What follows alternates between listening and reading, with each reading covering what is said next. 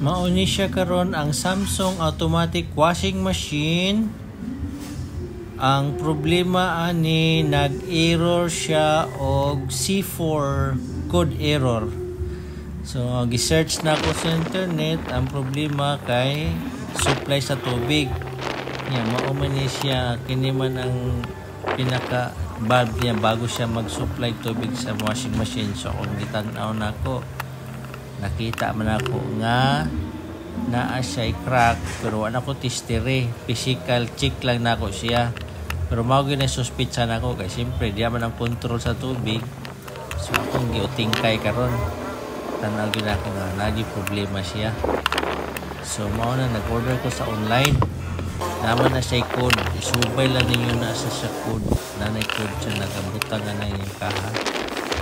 Kaya ako i-order. Pero ako po na siyang testing code kung pwede ba. Pero naduag yun doon, na siya, nanay crack na siya.